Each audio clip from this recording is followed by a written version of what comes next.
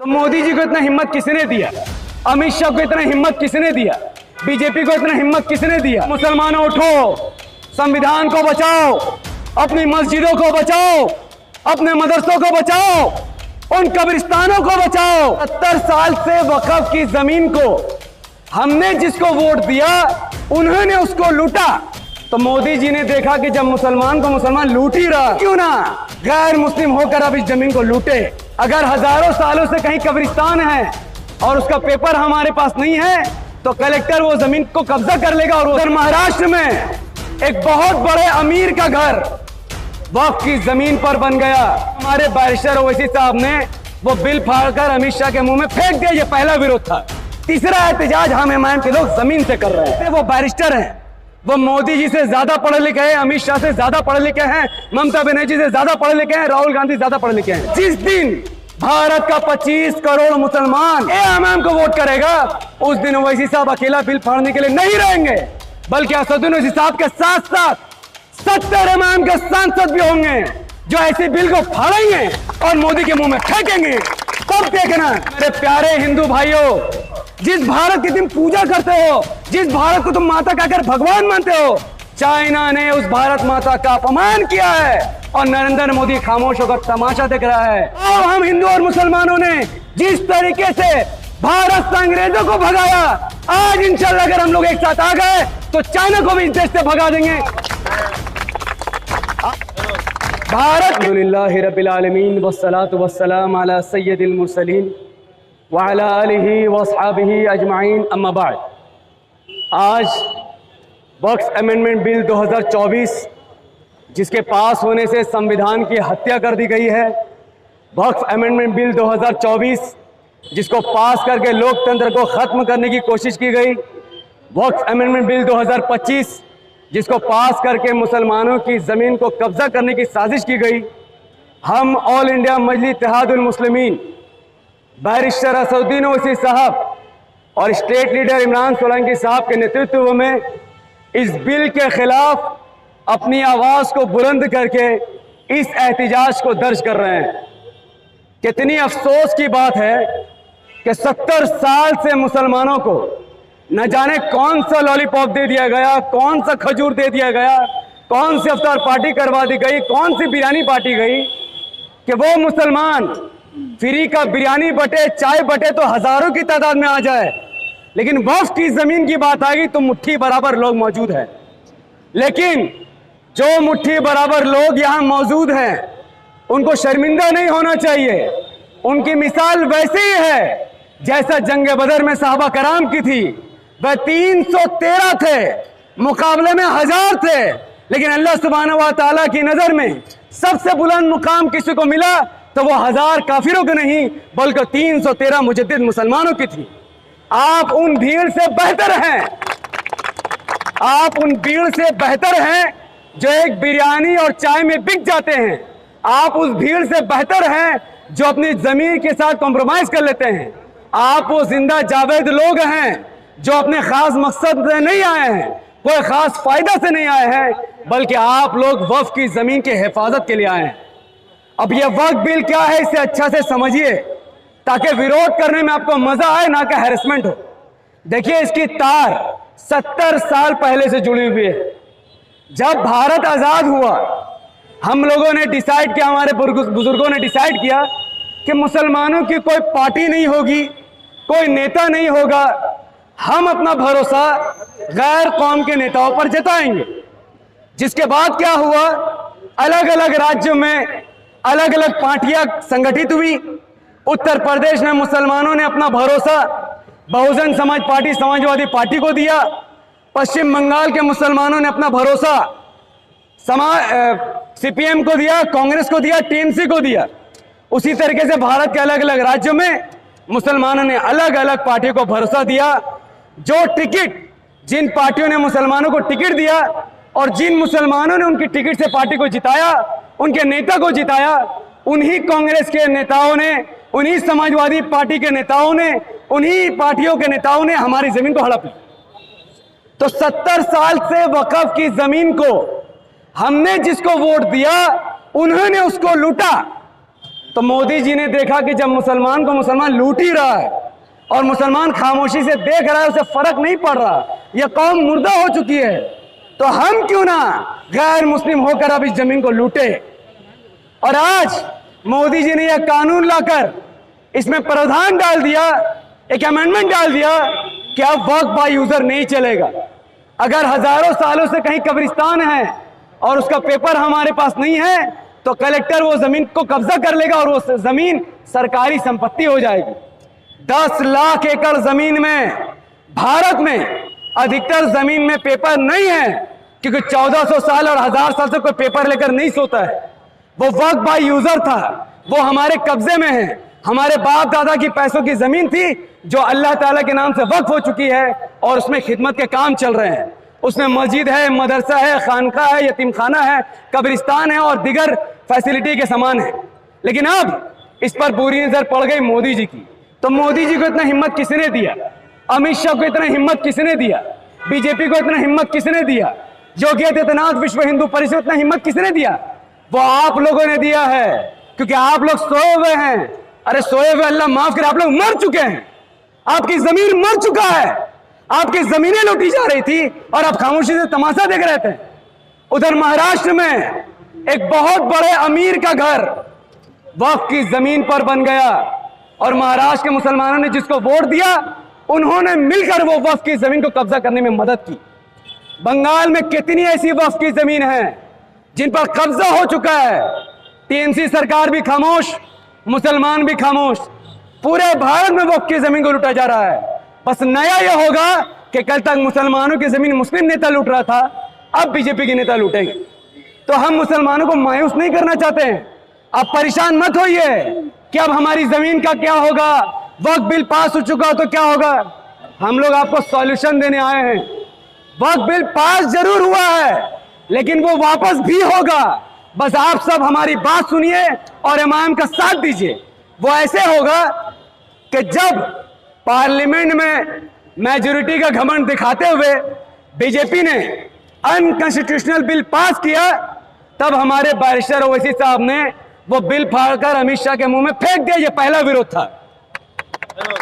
भारत के किसी नेता ने वक्फ बिल को नहीं फाड़ा, सिर्फ असदुद्दीन ओवैसी साहब ने वक्फ बिल को फाड़ा। क्यों? क्योंकि वो जमीन, उसका दर्द ओवैसी साहब के अंदर है, बाकी पार्टी के नेताओं के अंदर वो दर्द नहीं है, क्योंकि वह मुसलमान नहीं है। दूसरा विरोध, असदुद्दीन ओवैसी साहब ये बात जानते हैं, वो बैरिस्टर हैं, वो मोदी जी से ज्यादा पढ़े लिखे हैं, अमित शाह से ज्यादा पढ़े लिखे हैं, ममता बनर्जी से ज्यादा पढ़े लिखे हैं, राहुल गांधी ज्यादा पढ़े लिखे हैं। उनके लेवल का कोई नेता आज इस दुनिया में, भारत में नहीं है। उन्होंने इस बिल का विरोध सुप्रीम कोर्ट में डाला।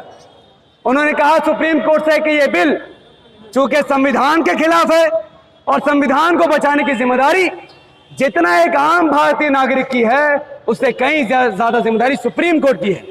अब सुप्रीम कोर्ट में यह केस चलेगा कि यह बिल असंवैधानिक है या नहीं है, इसे खारिज करना चाहिए, इसे काबू रखना चाहिए। तीसरा एहतजाज हम इमाम के लोग जमीन से कर रहे हैं। हम जमीन से लोगों को समझा रहे हैं कि मुसलमानों उठो, संविधान को बचाओ, अपनी मस्जिदों को बचाओ, अपने मदरसों को बचाओ, उन कब्रिस्तानों को बचाओ जिनमें तुम्हारे बाप दादा और बुजुर्ग लेटे हुए हैं। अगर तुम नहीं जागे, तुम जमीन पर नहीं आए, तुमने हमारा साथ नहीं दिया, ओवैसी साहब को अपने नेता नहीं माना, इमाम को अपनी पार्टी नहीं मानी, और अगर सब कुछ शांति से चल गया तो याद रखो जो बुलडोजर आप उत्तर प्रदेश में चलते हुए देखते हो वो बंगाल में भी चलेगा, असम में भी चलेगा, कर्नाटक में भी चलेगा, केरला में भी चलेगा, गुजरात में भी चलेगा। उस बुलडोजर को रोकने के लिए हम लोग यहां जमा है। अब देखिए कितना अफसोस का बात है कि 70 साल से अगर मुसलमानों की अपनी पार्टी, अपना नेता होता तो आज हमारे पास 60-70 मेंबर ऑफ पार्लियामेंट, 400 विधायक और 20,000 कॉर्पोरेटर्स होते। आप बताइए, आज भारत में सिर्फ 25 मुस्लिम सांसद, आज भारत में 30-50 मुस्लिम विधायक, आज भारत में 5-6 हजार मुस्लिम पार्षद है। तो जब सरकार ये देखती है कि 25 करोड़ आबादी रखने वाले एक कौम का मुट्ठी बराबर पार्षद, मुट्ठी बराबर विधायक, मुट्ठी बराबर सांसद है, तो इस कौम के साथ जो करना है करो, इस कौम के लिए बोलने वाला कोई नहीं है। और मोदी जी को यह जरूर ऐसा लगता है कि एक बेचारा दीवाना, इस कौम का दीवाना, संविधान का दीवाना, इस देश का दीवाना असदुद्दीन ओवैसी साहब जो इस बिल को फाड़ रहे हैं या विरोध कर रहे हैं, इनका साथ भारत का मुसलमान नहीं देगा। लेकिन आज अगर आप सबने हमारा साथ दिया, आपने इमाम को अपनी पार्टी माने, ओवैसी साहब को अपना नेता माना, और जिस दिन भारत का 25 करोड़ मुसलमान किसी को हराने के लिए नहीं बल्कि अपनी क़यादत खड़ी करने के लिए, अपने आवाज को मजबूत करने के लिए, अपना मदरसा मस्जिद कब्रिस्तान बचाने के लिए इमाम को वोट करेगा, उस दिन ओवैसी साहब अकेला बिल फाड़ने के लिए नहीं रहेंगे, बल्कि असदुद्दीन ओवैसी साहब के साथ साथ 70 इमाम के सांसद भी होंगे जो ऐसे बिल को फाड़ेंगे और मोदी के मुंह में फेंकेंगे। तब देखना, तब बीजेपी वाला समझ जाएंगे कि ये जो घटिया राजनीति वो कर रहे हैं वो नहीं कर पाएंगे। और मैं अपने देश के हिंदू भाइयों से पूछता हूं कि मेरे प्यारे हिंदू भाइयों, तुम हमारे भाई हो, हम एक छत के नीचे रहते हैं, एक जमीन में रहते हैं जिसे आप भारत माता कहते हैं। हम भारत से प्यार करते हैं, आप तो भारत को भगवान मानते हैं। आप मुसलमानों को मारते हैं कि मुसलमान भारत माता की जय नहीं बोलता, क्योंकि मुसलमान इसे भगवान खुदा नहीं मानता। हम तो उस खुदा को मानते हैं जिसने इस भारत को बनाया है, उसका नाम अल्लाह है। हम इस जमीन से मोहब्बत करते हैं। चाइना ने अरुणाचल प्रदेश के जमीन में इल्लीगल गांव बसाया है, भारत की जमीन पर कब्जा किया है। जिस भारत को तुम भारत मां मानते हो, उस भारत मां के ऊपर अपना कलंक पैर रखकर उसका अपमान किया है। जिस भारत को तुम भारत माता मानते हो, जिस भारत की तुम पूजा करते हो, जिस भारत को तुम माता कहकर भगवान मानते हो, चाइना ने उस भारत माता का अपमान किया है और नरेंद्र मोदी खामोश होकर तमाशा देख रहा है। तो हम इमाम के माध्यम से वेस्ट बंगाल राजा बाजार इलाके से आपके लिए दावत देते हैं कि आओ हमारे हिंदू भाइयों, हिंदू बहनों, क्रिश्चियन भाइयों, क्रिश्चियन बहनों, गिरजाघर में तुम इबादत करते हो या मंदिर में इबादत करते हो, खुदारा इस देश को बचाने के लिए तुम इमाम के झंडे तले आ जाओ। आओ, हम हिंदू और मुसलमानों ने जिस तरीके से भारत से अंग्रेजों को भगाया, आज इंशाल्लाह अगर हम लोग एक साथ आ गए तो चाइना को भी इस देश से भगा देंगे, पाकिस्तान को भी इस देश से भगा देंगे और इस देश को वैसे ही सोने की चिड़िया बना देंगे जैसा हमारा पुराना भारत हुआ करता था। आप समझो मोदी जी क्यों ये बिल ला रहे हैं। अब पूछो 2014 में मोदी जी ने क्या कहा था? क्या मोदी जी ने कहा था कि ट्रिपल तलाक लाएंगे? क्या मोदी जी ने कहा था कि वक्फ बिल लाएंगे? क्या मोदी जी ने कहा था कि मुसलमान के खिलाफ बयान करेंगे? नहीं, मोदी जी ने कहा था कि भाइयों बहनों 15 लाख, और आप सामने से कह रहे आएंगे। भाई 10 साल हो गया, तीसरा बार पीएम बन गया, 15 लाख कहाँ नहीं पता। मोदी जी ने कहा 100 स्मार्ट सिटी बनाएंगे, 100 स्मार्ट गांव बनाएंगे, 30 रुपए लीटर तेल मिलेगा, देश में 2 करोड़ हर साल नौकरी देंगे, हर किसी को पक्का मकान मिलेगा, किसी के साथ अन्याय नहीं होगा। 12 साल में एक भी ढंग का काम मोदी जी ने नहीं किया। अब मोदी जी जानते हैं कि जब जब भारत में हिंदू और मुसलमान जागता है, अच्छे अच्छों की खटिया खड़ी कर देता है। तो भारत में हिंदुओं को मुसलमानों से लड़ाने के लिए कभी ट्रिपल तलाक लाते हैं, कभी वक्फ बिल लाते हैं, कभी कुछ। आने वाले वक्त में यूसीसी लाएंगे। तो अगर आप हमारे साथ खड़ा रहेंगे तो हम आपके साथ मिलकर मोदी जी से 15 लाख मांगेंगे। आप हिंदू भाई हमारा साथ देंगे, हम आपके साथ मिलकर महंगाई के लिए आपके साथ लड़ाई करेंगे। आप हिंदू भाई हमारा साथ देंगे, हम सब मिलकर इस देश को अमेरिका से भी ऊपर ले जाएंगे। लेकिन उसके लिए हमें इत्तेहाद करना होगा। आप कीजिए जिसकी आपकी पूजा करनी हो, आप मूर्ति की पूजा कीजिए, हम अल्लाह की पूजा करेंगे, पर जब देश की बात आ जाए तो एक झंडे तले हम खड़े हो जाएंगे।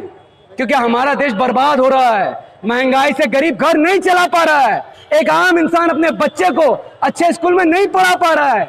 अरे बंगाल हो, यूपी हो, बिहार हो, ना कोई इंसान अपना घर चला पा रहा है, ना सिलेंडर खरीद पा रहा है, ना घर का खर्चा उठा पा रहा है, ना उसके पास रोजगार है। बेचारा जो थोड़ा बहुत कमाता है पूरा पैसा बच्चे की पढ़ाई में और माँ बाप के इलाज में लगा देता है।